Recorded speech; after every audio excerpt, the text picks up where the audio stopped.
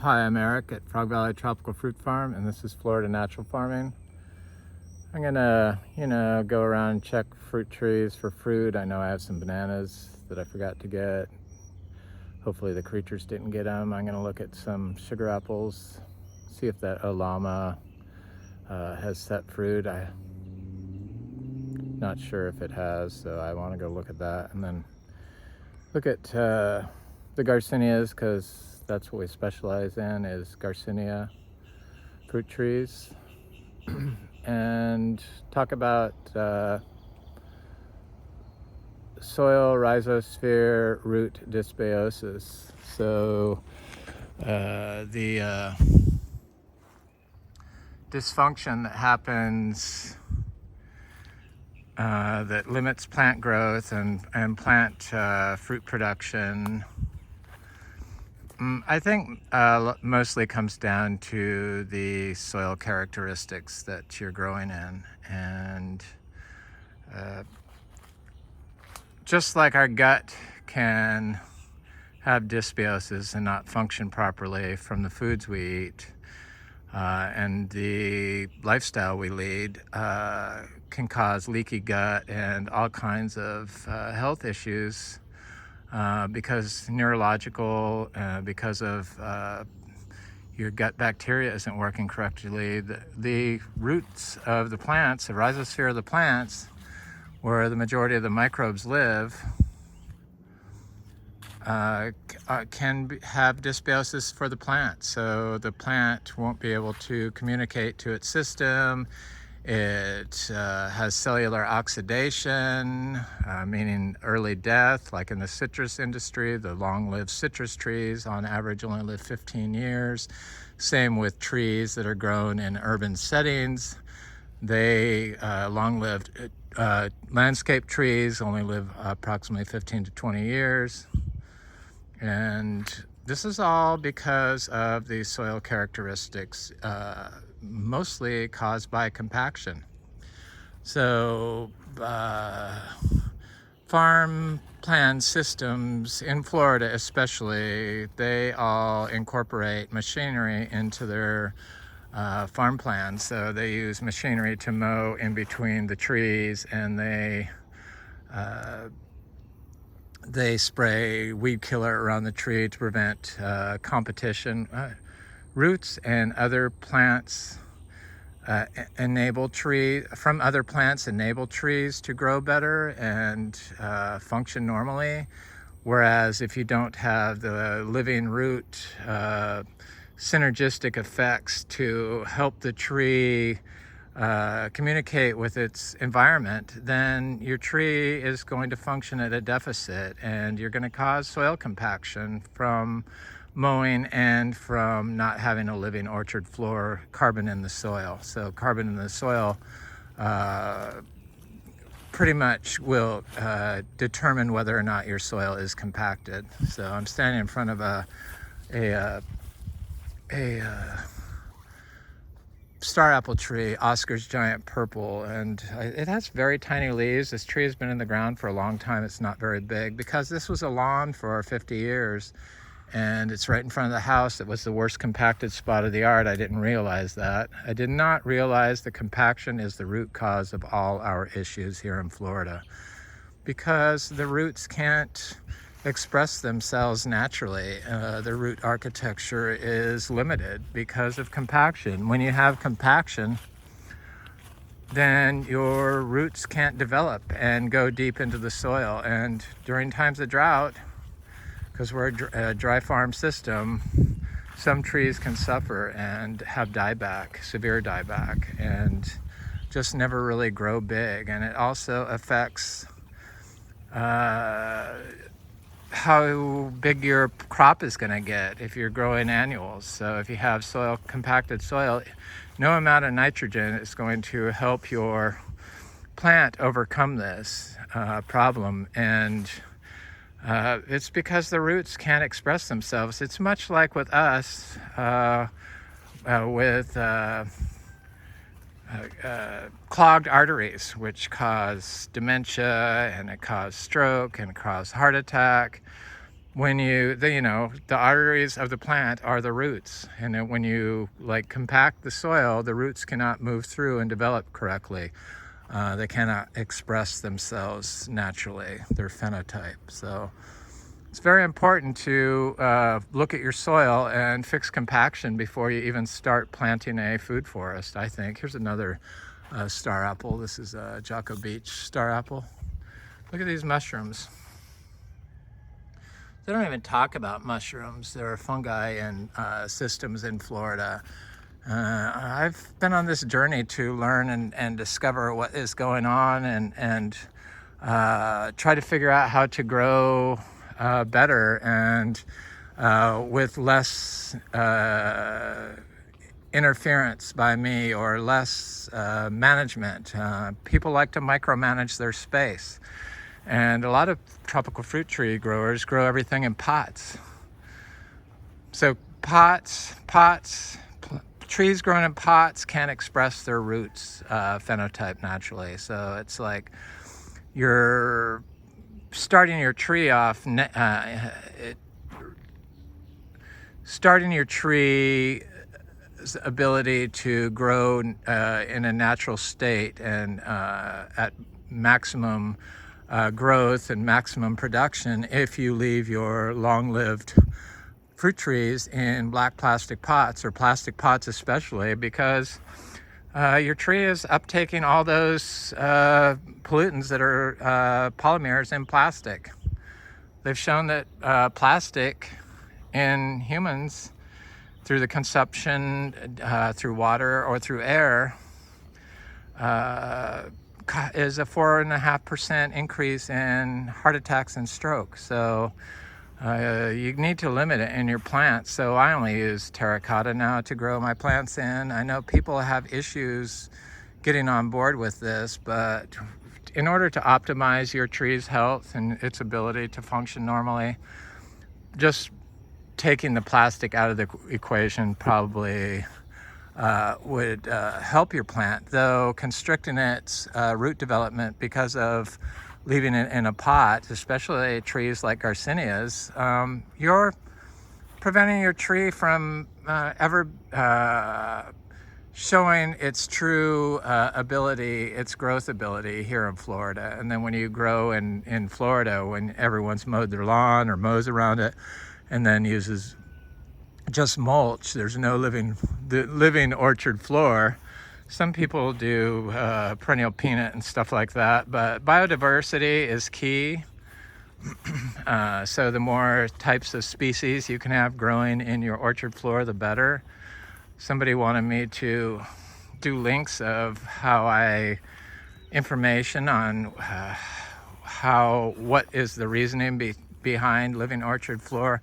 Information's out there, you just have to look. I don't expect anyone to just believe what I say completely.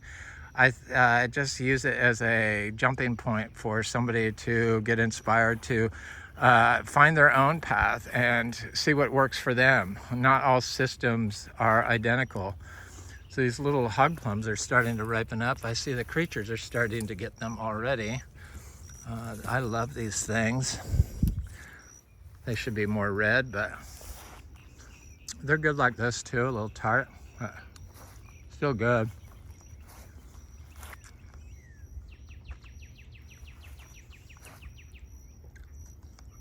This is an M4 mango. It's the first year it's produced. 4-year-old tree, dry farmed. It's been an off year for us for mangoes. I finally had my first mango yesterday, and it was a Florigon mango. Florigon's not really a flavor bomb, but it's a consistently good producer and will satisfy your mango needs when there aren't any others around, but got good texture. I need to go look at our cashew tree and see what that's doing. This is that MB tree. It looks like I hardly took any fruit off this thing, and I've taken a lot off here, but there's still a lot more fruit on here. It's been raining like crazy, They're so sweet now. Oh, this is when they're the best, when they're sweet, totally ripe. Somebody want to know how they buy fruit from us? You have to text me. My information's on the About section about my YouTube channel. So phone number and email. You can text my email. I get texts through my email. So I need to know who you are, where you're at, your address, what you want.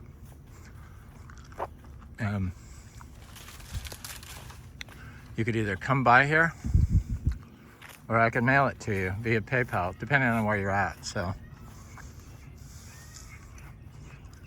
that's that.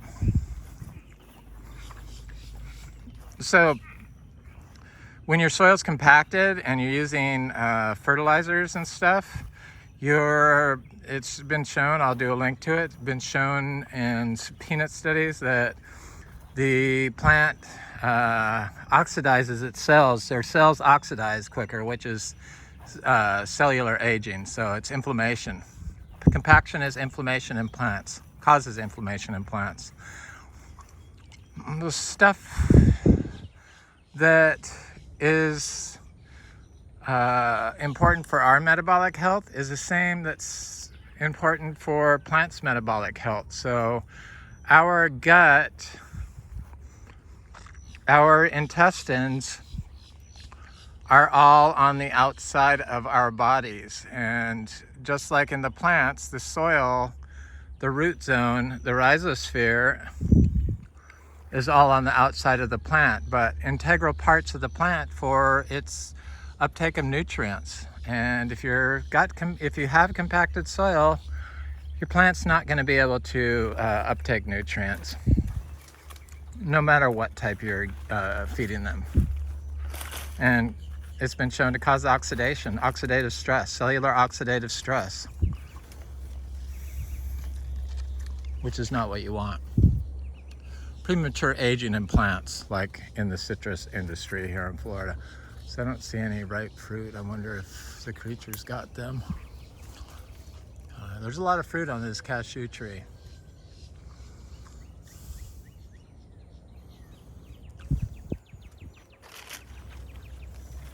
See, one fell off, but I can plant this. This will germinate even without the fruit developed. So I will plant that. Oh, I see a fruit. It's not very big, but we've been getting a lot of rain. The pond has water in it again. Here's a fruit that's not very big, but I'm gonna get it now because the creatures will end up getting it. It's not right, but it's close enough. I just want the seed so I can plant it.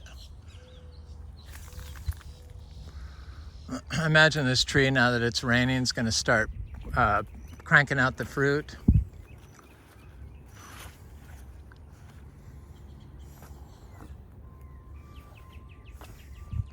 Cashew wasn't even supposed to be a tree that we could grow here. It was supposedly too far north, but this tree has been in the ground for a long time, and I've been growing it consistently for 13 years straight. Dry farmed in Florida, even further north than here. We sold our beach house, so we don't have to deal with that anymore. Finally sold. Oh. Thank God. So we're gonna buy our zebu farm, our zebu property, so that we could have more pasture, because I developed all this pasture into a food forest, which I'm glad I did, because I have fruit every day, year round, 365 days a year.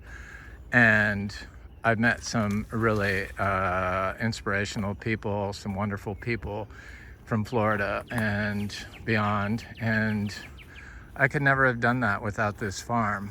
So it helped me and start liking Florida more and more. So I am forever grateful for this farm for doing that and for leading me on the path of discovery of how to grow rare tropical fruit trees naturally in Florida. And I owe it to this farm. It really brought me to the next level. The tropical fruit tree people of South Florida also helped inspire me because they said I couldn't do it, a lot of them. And because everyone grows in pots and they use chemical fertilizers and fungicides and pollutants to grow fruit trees. And I came from California, actually from New Orleans, but I'm from California, and they basically said I didn't know what I was doing. And I'm like, excuse me, I've been growing plants for 55 years.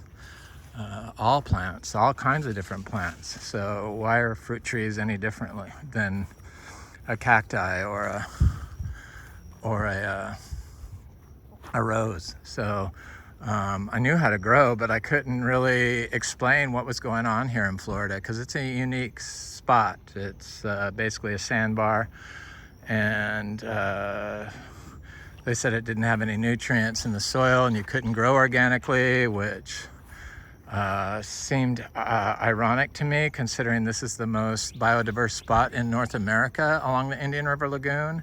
So how could it be the most biodiverse spot and not have any nutrients? It just didn't make any sense to me. So because of that, I went on this journey of understanding and developed this achachiro farm, because that's what it is. We have about 500 achachiro trees. There's one here that's getting big. There's a larger one over here that's as big as my largest achachiro tree, but it's hasn't started fruiting yet. I think next year it's going to probably start fruiting. We're right on the cusp of all these rare tropical fruit trees fruiting. All the you know, in mass, because I plant seeds from all of our fruit trees that we fruit, like these MB.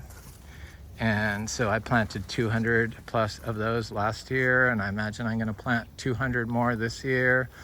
The Madruno, I planted probably, I don't know, at least 50 to 100 of those. And achachiro, I have been planting the seeds every year from our fruit. So eventually it's just going, if it's allowed to grow naturally, will be just a treasure trove of rare tropical fruit trees that doesn't need any help from a human to be prolific and produce a lot of fruit. So that was my whole goal, was to get it to be self-sustaining and figure out how to do it.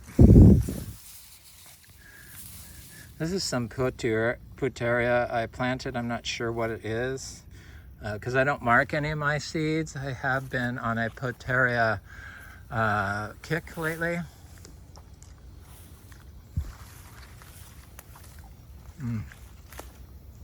The MB is so sweet and delicious. It's truly an amazing Garcinia.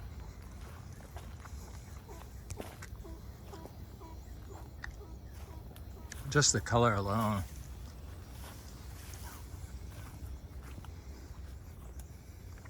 There's another one there. This is a female Garcinia Livingstonii. They're the only ones that produce fruit, and it hasn't been fertilized. There's our Platonia insignis tree. It's looking good. I wanted to see if my Garcinia latissima was popping up now that we've been getting rain,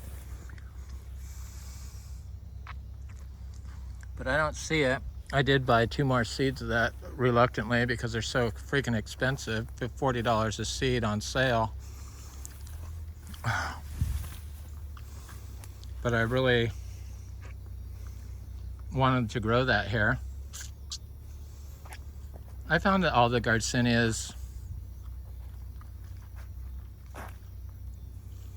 pretty much grow identically. Maybe African mangosteen is more drought tolerant than all the others, but mangostana and Madrono and Magnifolia. I used to think that they were more cold sensitive, but I found that once our soil was corrected and our compaction issues were taken care of, and our nutrients, because we use miniature zebus for our fertilizer here, and then the living orchard floor has grown out, so there's lots of carbon in the soil. You need carbon in the soil in order for your tree to grow optimally. That's the hardest thing to keep in the soil, and the easiest way to get it in the soil is with living roots. So it's also pretty much the only way to build soil. So to get mineralized organic carbon, the root and the biology in the soil create that. Here's our cacao tree. They've shown that plants that have dealt with severe stress make up for it the following year. So cacao every year loses its leaves. I showed that tree, it lost all of its leaves, and now it's like completely getting covered in leaves again. So I see some lemon drop mangosteens over here. I'm gonna go get some because they're really good this year. There's another cacao. We have about 100 cacao fruit trees now, 3 different types: Criollo. I think this is a Criollo, Trinitoro, and yellow ribbed varieties. And we grow citrus. I'm fairly certain our citrus is going to be long-lived since we don't have greening. Greening is a management issue, definitely, caused by compaction. Compaction and management. So if your soil's compacted and you're applying fertilizers and fungicides and herbicides, then you're damaging the mitochondria of your tree, and it's going to oxidize it cellularly. So it's causing the damage. Your management is causing the damage to your tree on a cellular level. And the root cause of it is compaction with pollutants. People didn't want to hear this in Florida because that's how they grow. And Florida is such an amazing place. It's my adopted home. I consider myself a Floridian now. I was a long-time Californian. I was born in California, Newport Beach. And look at this Garcinia intermedia fruit. So you don't eat the skin on this. And it is so good.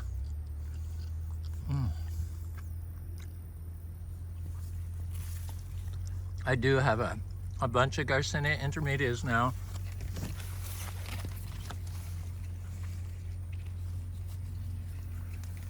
All at once. But they're not going to stay on the tree. These aren't like the MB that stay on the tree, or Madrono that will stay on the tree. They'll drop off. So here today, gone tomorrow, basically. They're good though. I was offering the MB for $3 each. I've been offering the lemon drop mangosteens for $4 each. Nobody bought them when I offered them for 50 cents. So I decided to raise the price to $4 to make people, for some reason, people want to pay more today. I don't know what that is. A prime example of that is Sam's Club had organic strawberries for $3.74. And right next to it, they had non-organic strawberries for $4.94 or $4.84, something like that. And I think I was the only one that bought the organic strawberries, but there were people coming in nonstop, because I had to sit and watch this for a while. I thought about filming it, but I had to watch this for a while, and they were all buying the non-organic strawberries. That's conditioning, because they've said that organic is the chemical industry said that organic is a marketing ploy, but they've shown that insecticides cause brain damage. And obviously, if you're complaining about the cost of items and you're going for the most expensive one because it's not organic, then that's conditioning. So we got a serious issue with conditioning here in Florida and elsewhere in the US, probably around the world is like that. And it's probably caused by our poor diets, our poor nutrition. People just can't think correctly and decipher what is actually good for them and what isn't. It's very sad. But I could not believe that people were buying the non-organic strawberries, which is always at the top of the list of the most polluted fruits there are. But anyway, it's just bizarre to me. I think it's bizarre. So this is a peach cobbler mango that has little tiny pea-sized fruit on it. I don't even think they're pea-sized, BB size. BBs, you know, those were little guns that you played with as a kid. There's a larger fruit on it. It had more fruit on it, but for some reason the creatures got to the fruit in this area and cleaned it out.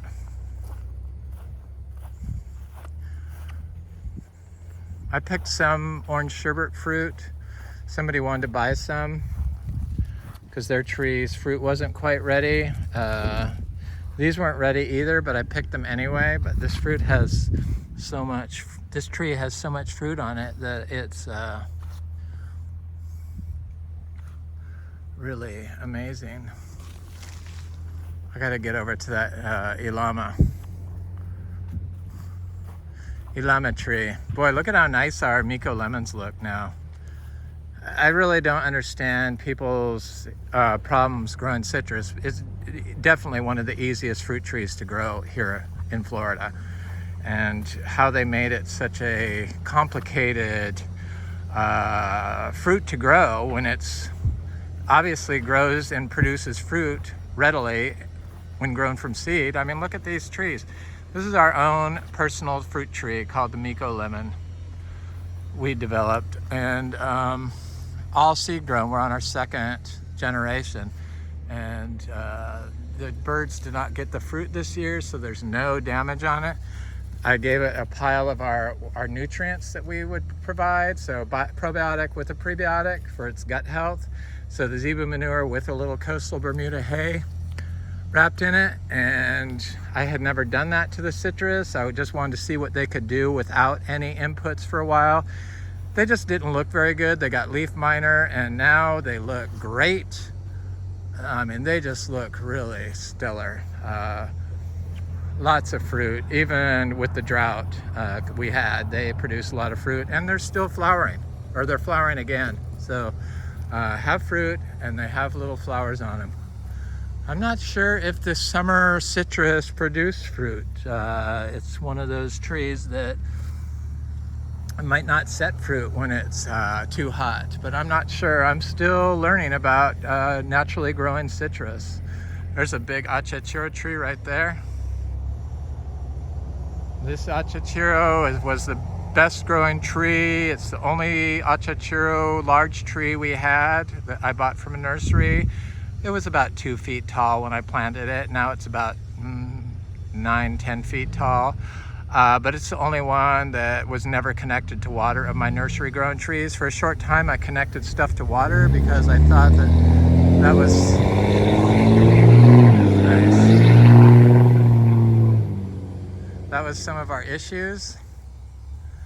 But it wasn't the water. The water caused more issues. When I connected stuff to water, it started killing all our bananas. I thought bananas like to have a lot of water, but I found that that's not the case when you grow like this. They like high ground. They don't like to be watered. Watering causes fungal issues with them, and they still produce a lot of fruit. Sure, this fruit is kind of a small rack, but that's because I separated the trees so much. I divided the trees in order to get up to 450 plants. So that's where we're at right now. And that's why some of them have small racks on them. But the trees that I left whole, like that big clump there, they always produce big racks. And I imagine I'm gonna leave more of the clumps. They're ice cream bananas. They like to clump. But I've been removing pups like these, and I'm gonna do that because I want to get up to 800 trees. So here's an Adamoya tree that looks great. Has little tiny flowers on it. Little tiny flowers do not produce fruit on the Anonas. They got to be large flowers, then you will get fruit, but it'll produce fruit. That's a Geffner Adamoya. We have 3 types of Adamoyas. Here's some of our sugar apples. We got lots of sugar apples going on, and I see my Elama does not have any fruit on it, so.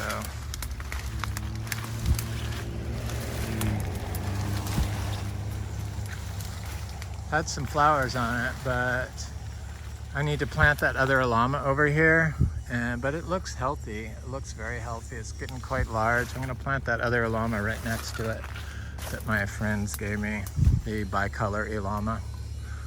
So the sugar apples are looking good.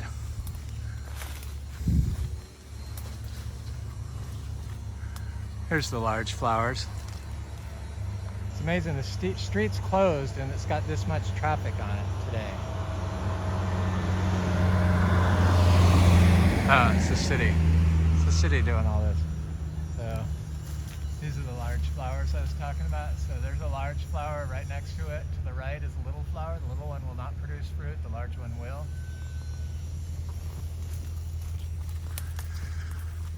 The Annonas have never been connected to water. They don't need water. They are perfectly suited to grow and produce lots of fruit, as shown on this sugar apple. Nadai's sugar apple is covered in fruit. We get a lot of sugar apples every year, we do. There's a custard apple that looks like it's got some little tiny flowers started on it.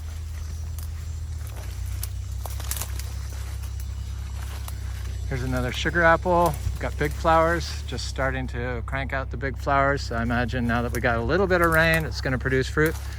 This is a Priestley Adamoya, I believe, but though it could be a Geffner, I forget. But it's got big flowers, so it's gonna start setting fruit. The Adamoyas seem to not grow any leaves until the rains start, but it's got plenty of leaves and plenty of flowers. This tree is fairly good size. It always produces quite a bit of fruit. I love Adamoya. It's one of my favorite fruits. Definitely in my top 5. Probably. I think this is another Adamoya. But it certainly has the growth habits of a sugar apple, so it could be a sugar apple. But I thought that I only had Adamoyas in this row. Sugar apples so far look good. No anthracnose that I can see. In years past, we've had kind of an anthracnose problem on our sugar apples. I do not use copper. I do not use anything that is a fungicide. Fungicides cause mitochondrial damage, which will prevent your tree from ever overcoming any disease or most diseases on its own. It'll always be dependent on you, much like if you water a tree all the time and then go on vacation and come back 2 weeks later and it's dead. That doesn't happen to us. Neither does the greening affect our fruit trees. The leaf miner doesn't affect our fruit trees. The drought doesn't affect us. The freeze doesn't affect us, because we've focused on soil health and the rhizosphere of the tree, and understood that compaction is a leading cause of rhizosphere dysbiosis. So rhizosphere dysbiosis is gut dysbiosis in us, same thing. You can't have rhizosphere dysbiosis and have a healthy plant that can overcome disease. It will have non-stop inflammation, which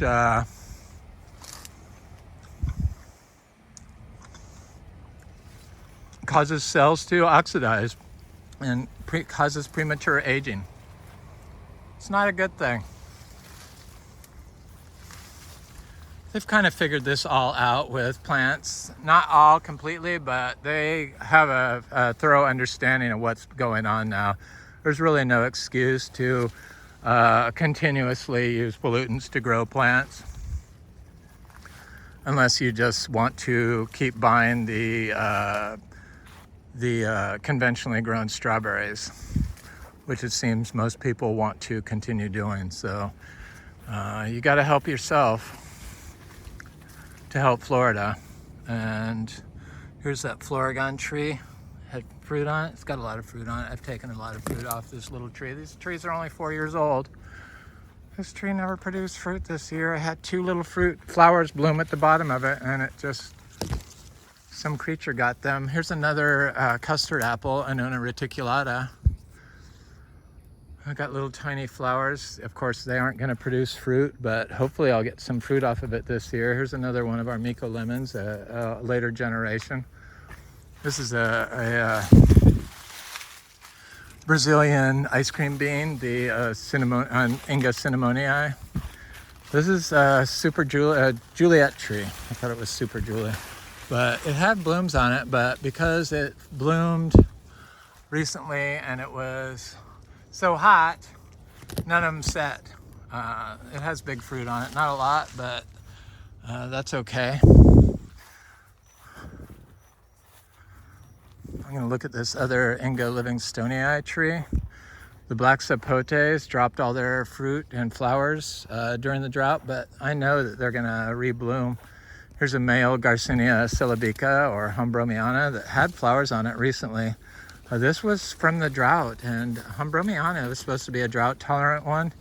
Garcinia, they're all about the same, but there's a path that goes all the way around this tree, and that's compaction. And that's why this is like this. I'm guaranteed if this didn't have this path, the compaction all the way around this tree, except for on this one area here, this tip dieback would never have happened during drought. So here's a male Garcinia livingstonii. Looks good. Here's that Garcinia livingstonii female tree that the fruit's a little behind on.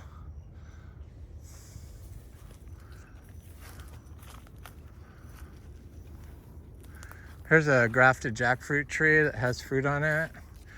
I just had those other jackfruit from that one tree that produced fruit all for the past 6 months. I've got fruit off of it every month. It was quite nice to get winter jackfruit when you dry farm. It changes what's possible. Your tree is able to function naturally and produce fruit when is not typical. This is an Inga spectabilis. A lot of our Inga trees are all flowering right now. So the ice cream bean. Here's Adamoya that had died, major dieback, and now, you know, it lost all its leaves when the drought came. This is a seedling from last year, I believe. I thought it was a cacao for some reason. I make mistakes, a lot of them, and but I was like, oh my God, is the tree dying? Every year when the drought happens, I get a little stressed, even though I shouldn't. We've been through it enough to know what's going to happen, but now it's got all these extra branches, and it just had a little tiny dieback on its tip, which caused it to branch out. And the study I read is when the plants go through the drought, they slow down that year, but as soon as the rains start up, they catch up to the plants that have been watered. That's what I've noticed also. This blue lily pili tree, boy, it's still alive, but it got drought stressed. But this was a compacted spot. That's from compaction. This is a native oak tree, and it did the same thing. That's compaction. Of course, the achachiro, not even a sign of drought. In full sun it is.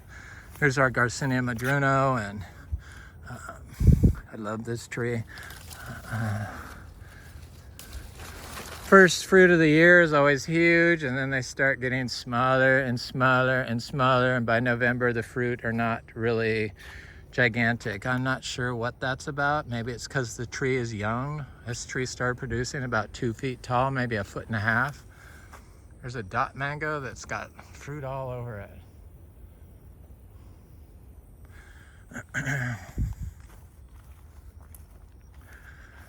We decided we're going to sell this place. We're going to put it on the market. We just We want to do the zebu cows, so we are going to put it on the market. Real estate in Vero Beach is like outrageously expensive, so we couldn't even afford to buy this today if we had to. It's just so crazy. All these like houses on 4 acres for 2.3 and 2 million. We have 10 acres here, and we have this huge food forest that has paths through it and is all planted and doesn't need any work and produces fruit continuously year round. So it has a lot more going for it than other properties. It's in the best location of all properties in Vero Beach that are on acreage. This particular stretch on 12th Street between 66th and 58th Street is unique of Vero Beach, and this lot in particular has old growth oak trees. I'm not talking about big oak trees, I'm talking about old growth trees. It's the only one I've seen, so, in Vero. It took me a year to find this and beg for it, so.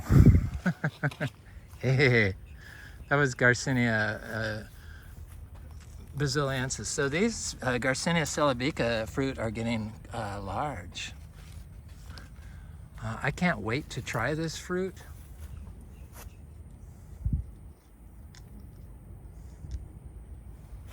Got a lot of fruit on it.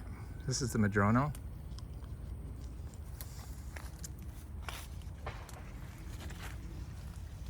I keep hoping to see flowers, but I only see little fruits. Lots of little fruits. Lots of fruit on this tree. For the first time it's fruited. Well, it fruited 2 years ago. That's why I knew it was a female tree. You have to have a female tree in order to get fruit from the Garcinia celebica, the Humbromiana. This is the Gardneriana, Garcinia. This is the Garcinia brasiliensis, a lot smaller than the intermedia. This tree has lots of fruit. These Garcinias, they're made to grow in Florida, including mangostana. I just don't understand why they said you couldn't grow mangostana here. It's very easy, and it was not cold sensitive, so I know that it's not an ultra tropical. If it was, it would have showed leaf damage during the cold this winter, and it didn't show any type of stress, period. It was not protected. It's how you grow them. If you grow them for health, then you'll get healthy fruit, and your tree will be healthy. But all our issues were caused by compaction. I'm positive about that. And we've overcome it. We